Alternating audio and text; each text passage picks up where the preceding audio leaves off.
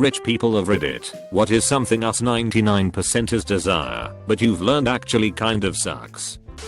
Having full-time staff at home. You never have any privacy growing up. None of those crazy house parties you see in films without the estate manager, cleaning staff, or chef knocking on you. You can't even jerk off without being offered a tissue. Guy from a formerly rich family here, still comfortable, but not rich anymore. All products come in 4 tiers. Ultra cheap crap which lasts 6 weeks, because it's so low quality. Decent stuff which lasts a few years or decades. Amazing stuff which lasts several generations, and ultra expensive crap which lasts 6 weeks, because it's so high maintenance. One of my dad's buddies is a multimillionaire CEO of a Fortune 500, and my dad is one of his only friends. You know why? Once you are that powerful and rich, everybody is trying to get something from you. He'll be at a party and everybody will either A, be a total suck up and a skisser, or B, try to get something from him / pitch something to him. My dad's a plain-spoken conservative Republican and nothing like the guy, but he loves him because they can actually get a beer together without my dad pulling that bullshit. I'd say being wealthy overall has major downsides people don't always anticipate. I would summarize the issues I've faced as being trust, building relationships, and dealing with people's expectations. Trust: do you actually want to be my friend, or are you just hoping I'll pick up the check? This happens a lot, and especially considering many of my friends are fresh out of college and don't have as much, I often do pick up the check, because I'd rather us go out on me than not go out at all. But if I'm not offering to pay, nobody shows up. What's worse than that is when people get used to you doing it and start to expect that you'll cover everything. If I'm offering, it's a gift. If not, it's bullshit to assume I'm paying. I joined a fraternity in college and at certain points covered the expenses of an event, say, by buying all the party supplies or decorations, paying a fee or a bill for the house, covering a new member's expenses or someone's dues 1 month, and I was happy to do it. And then one day during a meeting we were discussing our chapter's debt, and it came up that everyone was hoping I would pay the entire chapter's debt, about $10,000 altogether.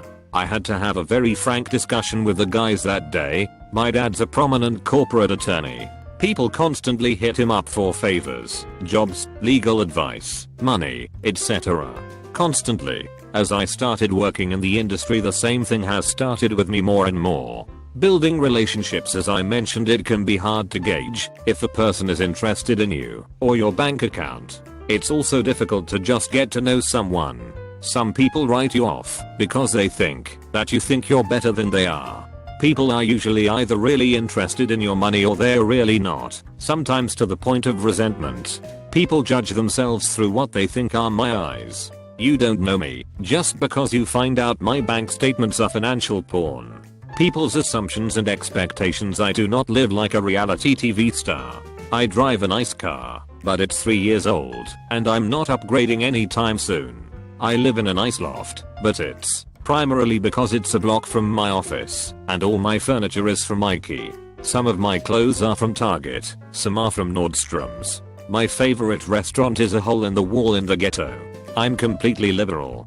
People assume if you're wealthy you're a conservative, a snob, an elitist, a materialist. They sometimes insist that you are, even in the face of contradictory evidence. Friend of mine insists I'm a fascist because instead of giving money to homeless people on the street I donate to a homeless shelter. I've asked people out and taken them to that beloved hole in the wall restaurant. You can visibly observe their disappointment that it wasn't a 5-star place with valets and crystal. And if you do something romantic or over the top, you're expected to outdo yourself the next time.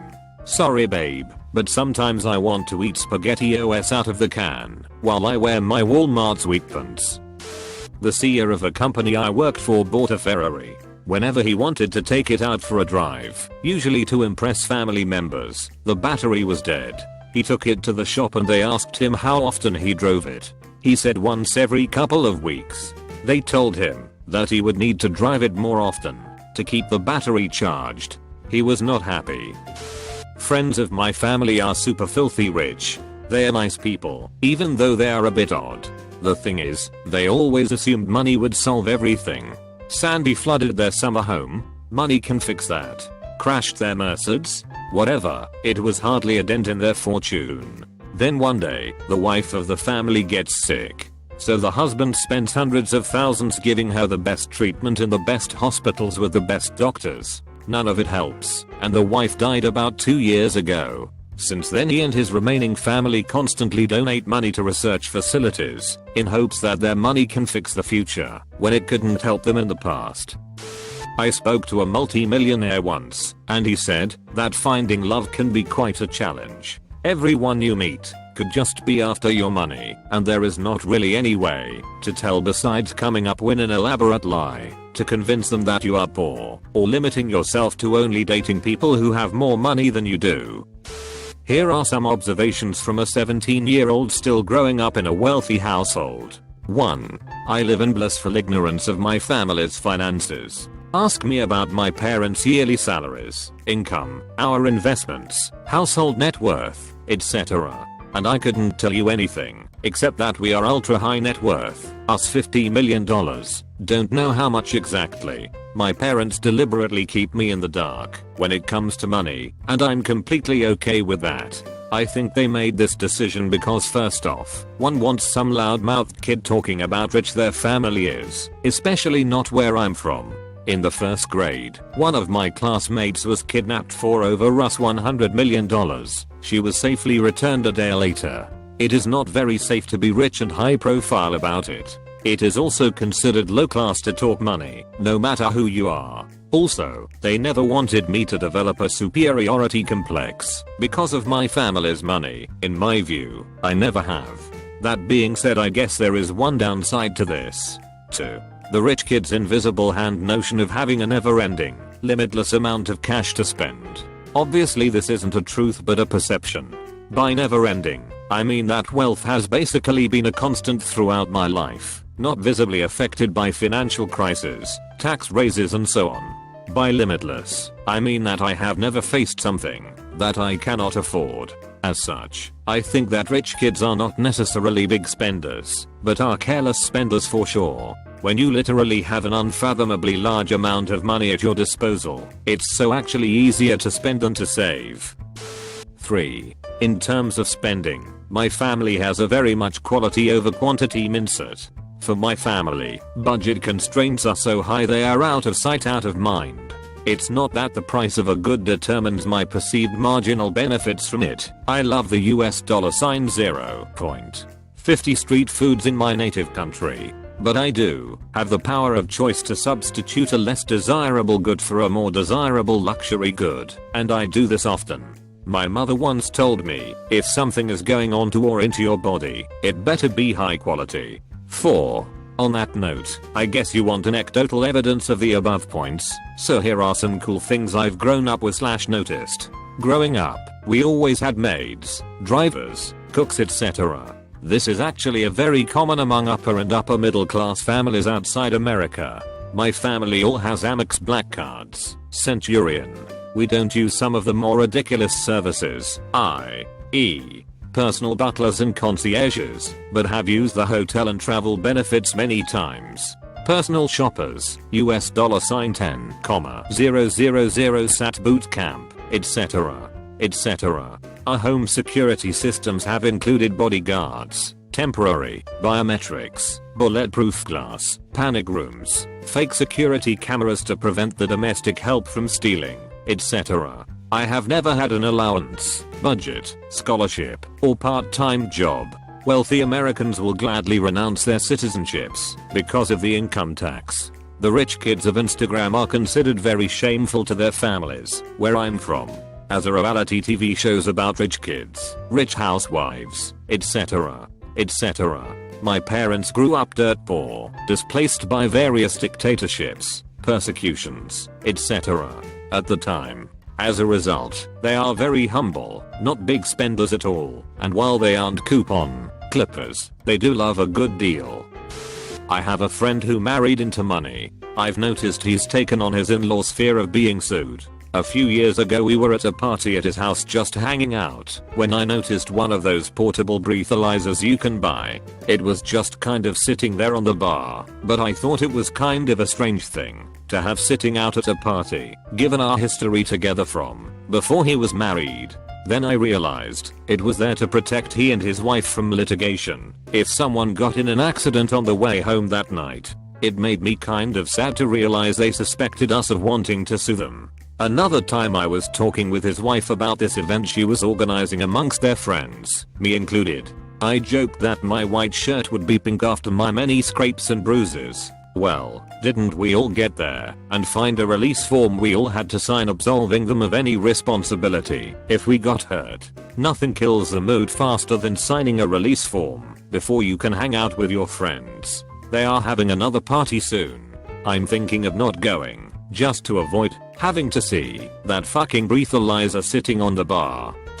I'm not sure how to say this without sounding selfish, but I'll try. Honestly, the thing that sucks the most, not being able to spend more money on friends. Sometimes there are things that would be really fun that I know everyone would love, or just something that I really want to do. A lot of my friends can't afford to do a ton of extravagant things, which is totally cool. I understand and appreciate that I came from a very blessed background. The easiest thing would just be for me to buy everyone tickets to the concert, or just pay for the hotel, or whatever needs to be covered to ensure everyone can participate. But people get weird about that. I've been confronted about showing off or flaunting, when really, I just want everyone to have a good time. The difference is whether you've inherited it or earned it, and where you are within the top percent. This is a great article on the massive differences of wealth within the 1% investment banker on 1%. I'm at the bottom of the spectrum, and here are my observations. Taxes suck. I pay over 50% of my income back. Thanks California. Sacrifices. Whenever I hear people bitching, it's almost always apparent they aren't willing to do the things I've done to get where I am. Ball game on the weekend? Working. Birthday party? Working. Ski vacation? Working.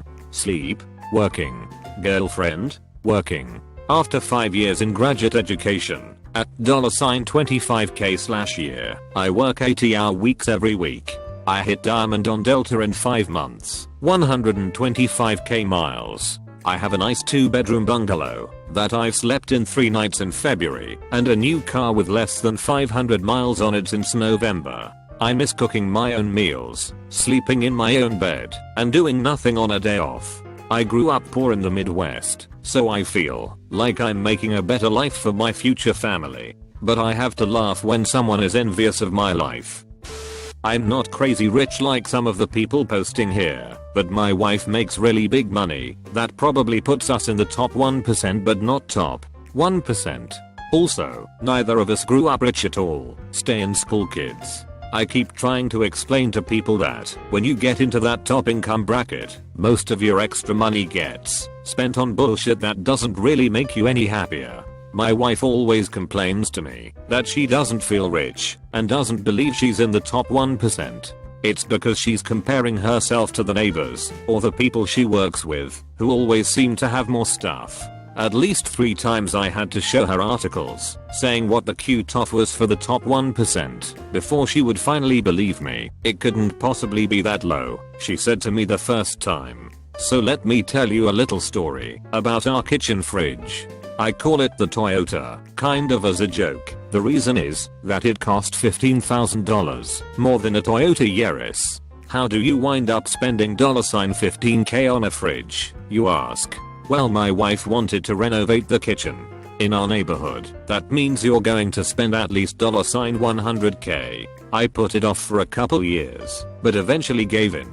She doesn't have time to run around to stores. Big job equals no free time, and she hates my taste, so she hired both an interior decorator and a kitchen designer. We already had a pretty new stainless steel Jeff fridge that probably cost $3,000 or so, but when the cupboard designs came in, the kitchen designer absolutely insisted that we get a counter-depth fridge so that door would not stand proud of the cabinets, but would instead be flush. I thought it was a bit stupid to throw away a perfectly good fridge then buy a shallower one with less room to put stuff in, just so that it wouldn't stand proud of the cabinets. But I'm not the one paying, so my opinion wasn't really the one that mattered. As a compromise, my wife agreed that we would get one that was wider.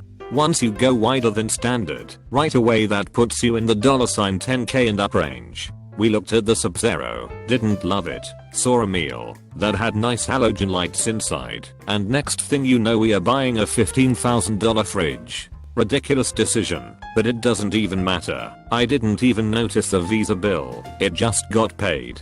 But you know what, in the end it's just a kitchen, and it's just a fridge. It doesn't suck or anything, although lots of super expensive fridges do, but it doesn't have any magical properties. And now that I'm used to it, I don't even notice that it looks nice. It's just there, and it keeps the food cold. Maybe it's because I'm not the one making the big money, but I can't help noticing how much of it just gets spent on bullshit that's expensive for no reason other than to get rich people to buy it. That's one reason that I never complain about taxes. We waste tons of money just because we have so much of it. If the government wants to take some away and use it to build a subway or pay for someone's healthcare or give it to a poor person, it seems to me that's a better use for it. The people who complain about their taxes, it seems to me, have just totally lost perspective. If people understood just how much money us rich folks are spending on meaningless crap, they would be outraged. Dealing with the complicated tax structure that comes with accumulated wealth. I'm not super wealthy, but I have an annual income that puts me in the 1% of Americans. Through property and equities, I have a net worth in excess of $1mm. Dealing with how to account for different pools of income coming from rentals, W-2s, dividends, straight taxable income from fixed income, state and federal historic tax credits from renovations, capital gains, etc. It takes me roughly a week of 2 hours a night that I'm not playing with my kids to ready myself to meet with my accountant to make certain that I'm clean with the eyes. I'm sure this sounds like the biggest first world problem rant ever, and I'm happy to be in the financial position I'm in, but keeping it all together is tough.